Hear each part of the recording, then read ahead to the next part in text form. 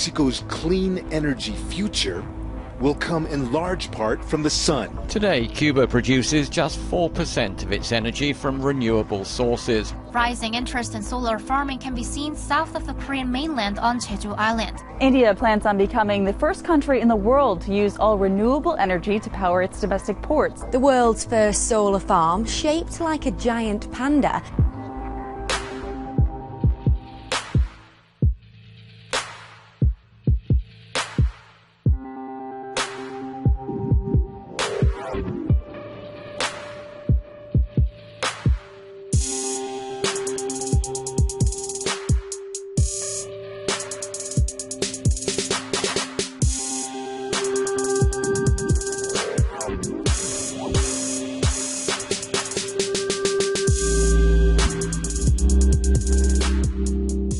Mexico's clean energy future will come in large part from the sun. This is Mexico's largest solar energy farm located in northern Durango state. 260,000 high-performance photo panels transform powerful sunshine into electrons that become electric energy. Chinese-owned Jinko Solar, a company based in Shanghai, is leading this project in Mexico. Jinko is a global developer of solar energy projects and the world's largest producer of solar panels. The main areas of focus for Jinko has always been research and development. We have many scientists dedicated to improving solar panel technology. On this project, Jinko is collaborating with Spanish firms to produce solar energy even on cloudy days.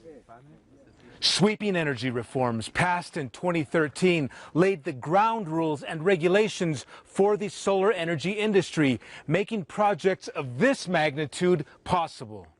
Mexico's many days of intense sunshine attract solar energy investors. Their goal in the next 8 years, helping Mexico generate 35% of its electricity from clean energy sources. Está planeado para el siguiente año crecer esto. Next year, we're planning to expand. As we said, this is Mexico's largest solar energy project. Eventually, it's expected to become the largest in Latin America, and after that, the largest solar energy production project in the world. Elsewhere in Mexico, massive solar projects are also under development. It's part of a global movement that aims to build a sustainable energy future by mitigating what proponents say are the effects of climate change on the planet. Today, Cuba produces just 4% of its energy from renewable sources.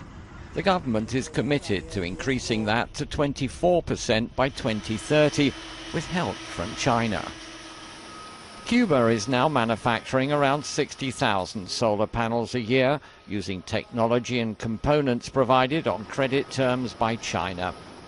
Key Cuban workers are sent there for training, and the plan now is to increase production threefold, including installing more automated machines. This solar panel plant is part of a much larger electronics factory, making everything from LED lights to electric cookers. All of the machinery and the components come from China.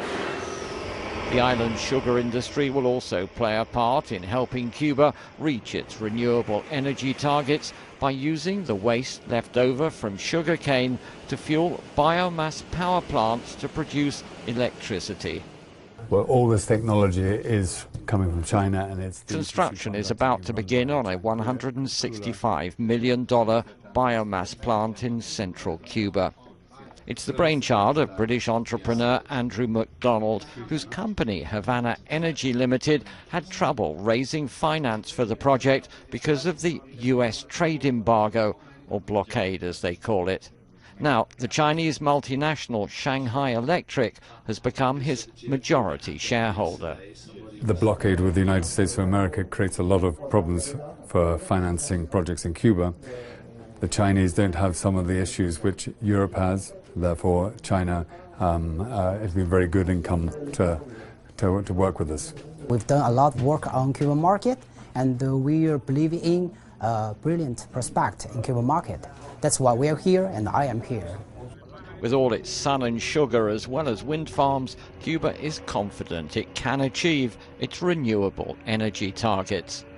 Standing at the center of the Korean government's nuclear-free, low-carbon energy plan is a need to increase the production and supply of renewable clean energy from the current 4.8% to 20% by 2030. Solar farming, producing electricity at farms that aren't in use, is a much-discussed possible solution. Because 10% of Korea's farmland is left idle and installing solar panels doesn't harm the farm's ecosystem, farms are quickly becoming places of electricity generation. Additional profit from selling solar energy also helps farmers earn more. After a year of tough work, farmers make $2.5 per 3 square meters of farmland. That minus spending on fertilizer, personal and more leaves only $0.5. That's why the government provides them with subsidies and buys rice for them. But selling solar energy makes $50 to $60 and leaves $20 as net profit. Rising interest in solar farming can be seen south of the Korean mainland on Jeju Island. Last year, Jeju came up with a new project to turn some of the island's tangerine fields into solar energy production sites to increase the island's energy independence and to reduce the size of tangerine farms, which have seen their profits decline recently. Participating farmers were to close down parts of their farms where they would install solar panels. The project is on a temporary halt now, but it's seen as an innovative measure to produce energy by using surplus resources. But as solar farming means producing solar energy instead of food crops, concerns have been raised over food security. To find a more effective solution, a study is underway by one of Korea's public power corporations to enable simultaneous production of solar energy and rice. This farm has solar panels installed quite high above the ground, distanced from each other, to minimize their impact on the growth of rice plants below. Farmer Chung Gi-seop manages 2 farms of the same size, but one with solar panels and the other without. It's been a month and a half since he planted the rice crops, and he says he can already see that installing solar panels above rice plants doesn't necessarily lead to a large drop in total yield. I was really suspicious at first because installing solar panels would make shade. I was worried. But as I now compare the rice plants below the solar panels with those not under the panels, they both grow well. In fact, those under the solar panels grow better. The farm fulfills its role in producing sufficient electricity, though the amount could differ depending on weather each day. The target amount is 350 kilowatt hours a day, and the farm produced over 500 kilowatt hours of electricity the day before we had visited. All plants have a light saturation point. For rice, it's 70%. That means only 70% of the sunlight helps rice plants to grow, and the excess sunlight doesn't help much. So our idea is to use the remaining 30% to produce solar energy. Solar farming can be an attractive option for farmers, but it could cause problems if it draws in too many farmers and too much land, possibly leading to food security concerns and even conflicts between those farmers who earn more through solar farming and those who don't. So experts suggest learning from Japan's case, letting farmers continue with solar farming only if they maintain their crop yield at over 80% of their original yield. And regional bodies should also play a pivotal role to bring the benefits of solar farming equally to everyone. Solar farming is only in its early stages in Korea, and the Korean government is considering allowing the building of renewable energy facilities at farming-only areas. A clear plan on that is wanted as soon as possible to maximize the benefits of solar farming and to tackle any concerns. The Turkana Wind Power Project is the single largest private investment in Kenya. It stretches across 40,000 acres in the country's north. The first phase is already completed, with 120 of 365 turbines up and running. The rest is slated for the middle of this year. As far as Kenya is concerned, this puts Kenya on the map in terms of renewable energy, because you're going to have 310 megawatts of wind energy, the largest in the African continent. But beyond that, I think it will be proof of the fact that in a country such as Kenya, a complex project of this nature can successfully be brought to completion, and at that, in a remote part of Kenya. The wind farm, at some $680 million, aims to provide 310 megawatts of power to Kenya's national grid, equivalent to up to 18% of the country's current electricity generating capacity. The power produced will be bought at a fixed price by Kenya Power and Lighting Company over a 20-year period. But that's not yet complete. The power line built by state-run Kenya Transmission Company has been delayed, primarily by demands for compensation from landowners along the route. There are delays, unfortunately. We are currently in discussions with the government of Kenya with regard to how to handle the delays in the transmission line. As I said, we are ready to transmit 100 megawatts. And if the transmission line had been ready, we'll be transmitting that as we speak today. But I think there are always ways to structure or restructure this project so that even though there's a huge financial implication, this can be mitigated. Hopes are also pinned on the project ushering in development in this remote region. When we started, there was so many people, up to 900 people working, local people working in this project. Quite a number of them are thinking of having campsites or resort places, because they think this big wind power will obviously attract tourists who could easily go up to the mountain, because the mountain is also good for tourists, and they are already thinking ahead of time that they want to have some places of that kind. Lake Turkana Wind Power has established the Winds of Change Foundation, which sees a portion of operating revenue put towards improving the livelihoods of communities in the area. But those behind the wind power project say its benefits will be felt across the country. In terms of supply, it ensures that there is more than adequate supply for the demand that exists in the country. Secondly, it is additional supply at less expensive rates. The fact that we have this project and the transmission line that is being built by the government of Kenya, crossing or traversing 5 counties that prior to this had no access to the national grid, means that those counties now will have power available to them. There's a lot of space for renewable energy, specifically wind energy, in Kenya going forward. But for now, we are focused primarily on completing this project successfully and ensuring that the project comes online before we can be able to contemplate expansion projects. Kenya is grappling with growing demand for power. It already relies heavily on renewables such as geothermal and hydropower. Harnessing Kenya's wind will give its supply a much-needed boost. India plans on becoming the first country in the world to use all renewable energy to power its domestic ports. The Economic Times reports the initiative was discussed on May 30th at a conference in Mumbai, which was attended by Shipping Minister Nitin Gadkari. An anonymous senior government official told the Economic Times the country's 12 major domestic ports have, quote, started the process of setting up renewable energy projects from profits. Nearly 75% of the power will come from the solar panels, with the remaining 25% coming from wind power.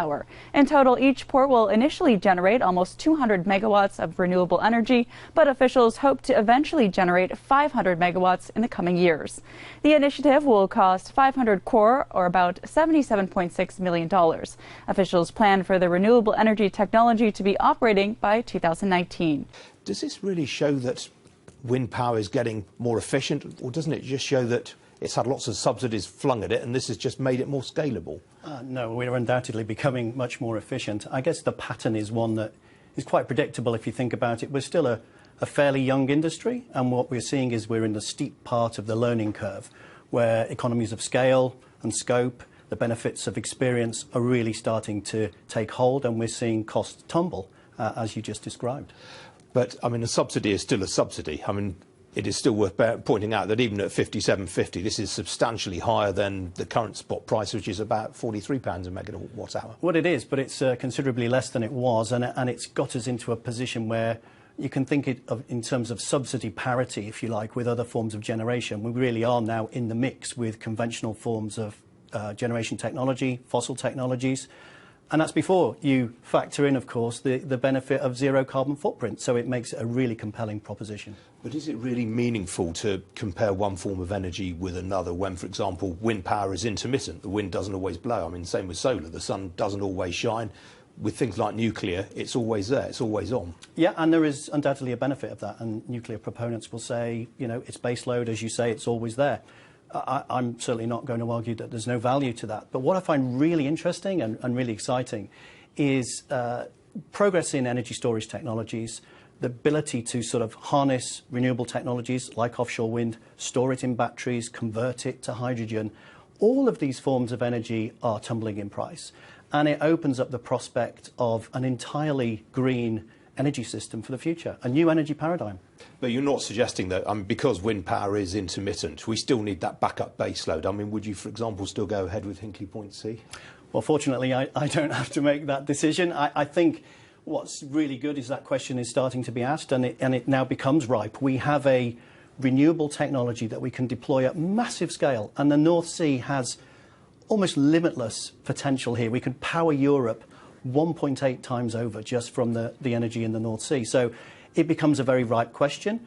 I think we therefore need to debate the benefits of intermittency versus baseload and look to see how we can bring on those renewable storage technologies to complement wind. Very briefly, when will this storage technology really start to bring about meaningful cost cuts? Well, I think we're seeing it. And we're seeing batteries deployed in domestic premises across Europe, particularly Germany. We're seeing electric vehicles becoming much more cost effective. So we're seeing battery costs tumbling as much as offshore wind. The world's first solar farm, shaped like a giant panda, has been built in Datong, China. China Merchants New Energy Group recently announced the station is connected to the grid. It covers nearly 250 acres, and according to CMNE, it will provide 3.2 billion kilowatt hours of solar energy over 25 years. That is the equivalent of saving over 1 million tonnes of coal. Pictures of the station are also capturing the attention of those who aren't normally interested in solar power. But apparently that is the point. According to the United Nations Development Programme, it aims to motivate China's young people to learn about clean energy. Earlier this year, the Panda Power Plant project teamed up with the Chinese government to become part of China's Belt and Road Initiative. Moving forward, there are reportedly plans to build more Panda solar stations.